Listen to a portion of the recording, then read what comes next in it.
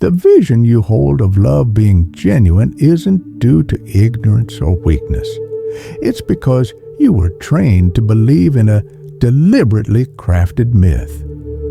You were told that love is sacred, that it's about purity, spiritual bonds, and selfless devotion. That women are fragile paragons of virtue elevated in their moral compass, that their affection is unconditional. But what if none of that was ever real? What if this image was built to obscure a colder, more calculated truth? What if what you've learned is not love, but a strategy masked as emotion? Nietzsche didn't despise women. He simply saw them with unfiltered eyes, free from religious romanticism or idealistic illusions. And what he recognized was not a morally superior creature, but a tactical force cloaked in tenderness, not weak, but precise, not passive, but potent in ways too subtle for the naive to see. And you were groomed to interpret softness as helplessness, a fundamental mistake. Since youth, we're taught to romanticize, to imagine in others what we ourselves are missing.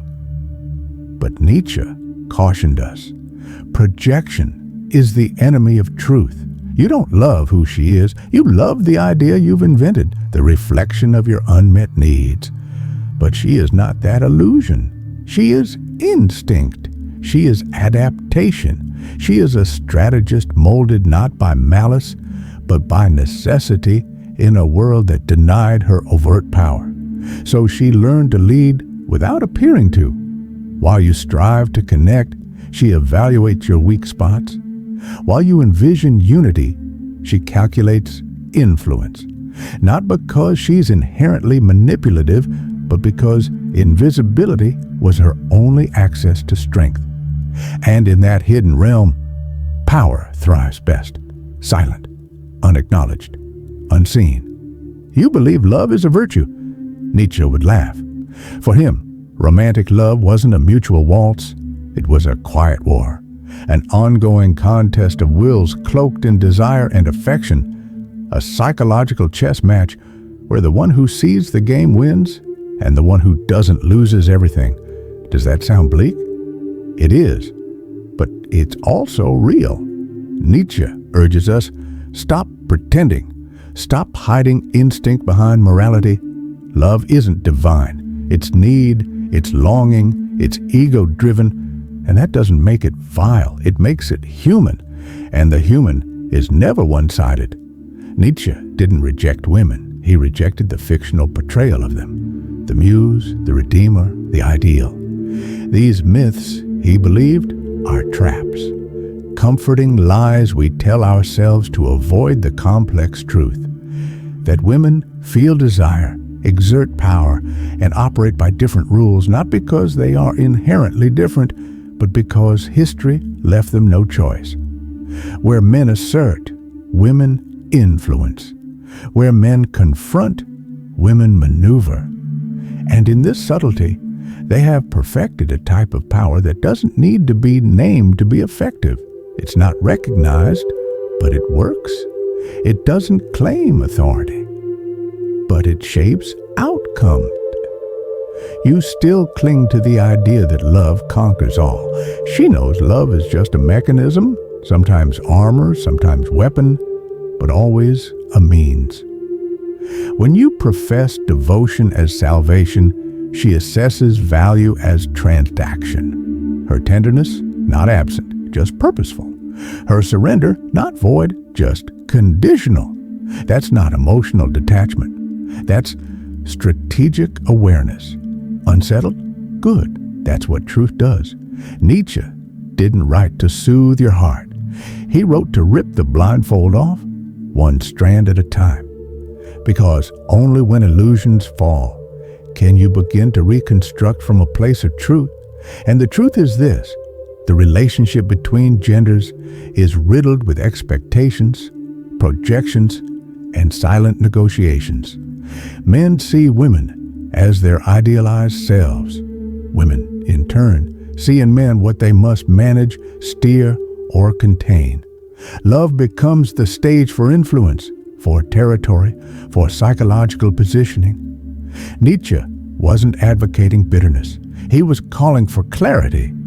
He was urging us to grow out of our childish fantasies of love. Love isn't a moral event. It's a power structure, soft, intimate, but strategic. Nietzsche wasn't anti-love. He was anti-delusion. He called us to abandon fantasy and confront the human condition in full, that tenderness can manipulate, that love can bind like a chain, and that many relationships flourish not in truth, but in illusion. And if you choose not to see this, you'll remain imprisoned, believing in affection while surrendering your agency, imagining equality while forfeiting your autonomy. The future of connection isn't in saccharine romanticism. It lies in stripping away pretense, in seeing each other not as fantasies, but as actual beings, flawed, instinctive, layered.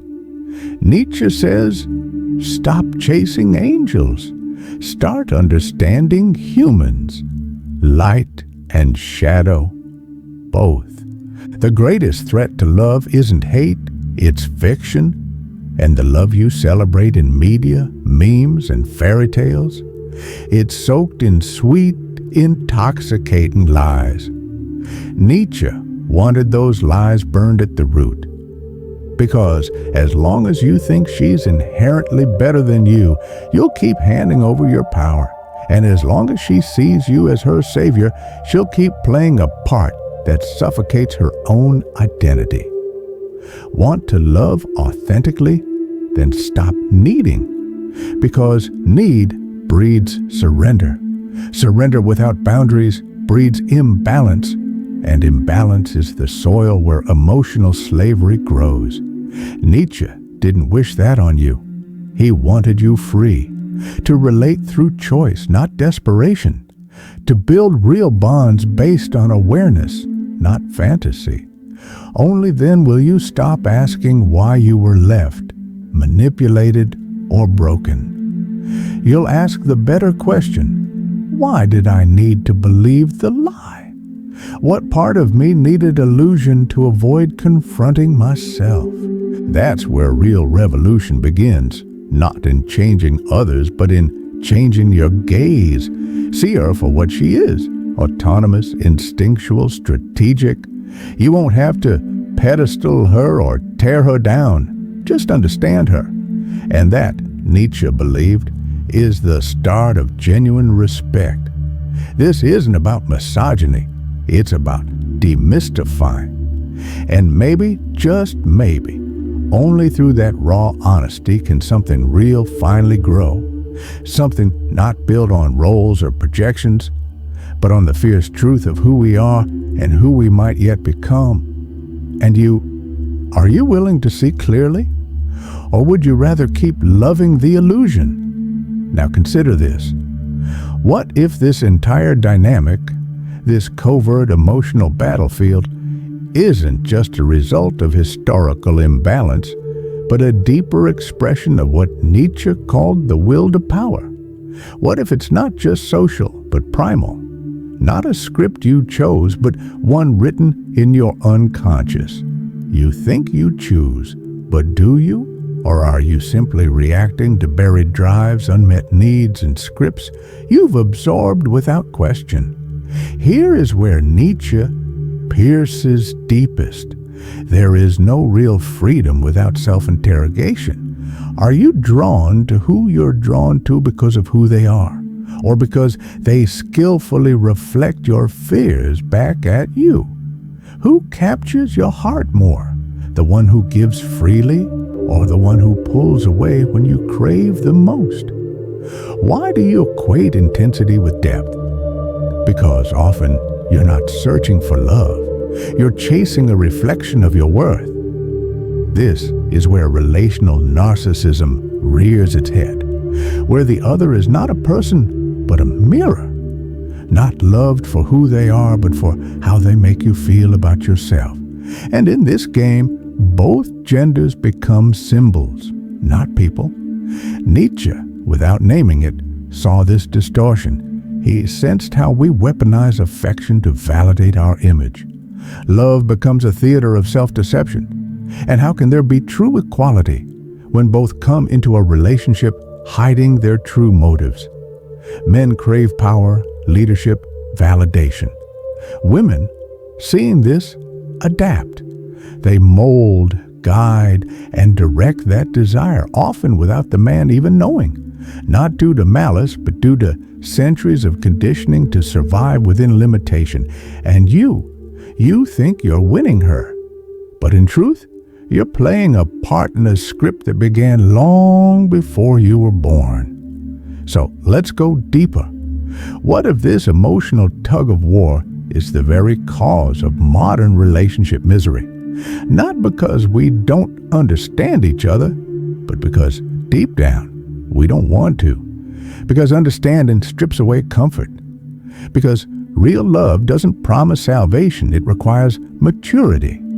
And most of us still cling to a child's version of love, one that wants rescuing, not reality. They told you love would heal, that it would complete you. Nietzsche scoffs, because as long as you're seeking redemption in someone else, you're still running from yourself. The other is not your cure. The other is a mirror, and sometimes a cracked one. Can you bear to look? This is the ultimate test. To see the other without illusion is to see yourself without excuses. That's why you idealize. That's why you dream of the angelic woman who never wounds, never deceives. Because you aren't ready to face your own games, your own thirst for power. If real love exists, it doesn't start with chemistry. It begins with truth. With the courage to see without decoration. And that means shedding your starring role in your romantic fantasy. It means realizing you are not the savior, not the victim, not the moral center. Here's another brutal insight. Emotional revenge, the silent force behind many relationships. How often have you loved to escape loneliness? Desired not from attraction, but from a need to feel superior. How often has your pursuit of love masked your resentment against the world, your childhood, your own inadequacy? Often, that quiet revenge targets women because they represent what terrifies you most, the idea that they don't need you, that they can walk away, that they choose. Nietzsche knew many men aren't looking for love. They're looking to restrain a woman's independence. They don't want equals. They want symbols of their worth. And this is where love becomes control. A mechanism to clip wings under the guise of care, to ensure she doesn't fly higher than you. Because if she does, what's left of your power? Still, she remains unknowable. Still, she remains unowned. And that threatens you because you wanted comfort, not truth. Certainty, not freedom. Control, not equality. But Nietzsche doesn't coddle. He confronts and forces you to admit, many times, what you call love is just a mask for need, for insecurity. Can you see behind the illusion? It's not malice. It's complexity, not cruelty, just instinct.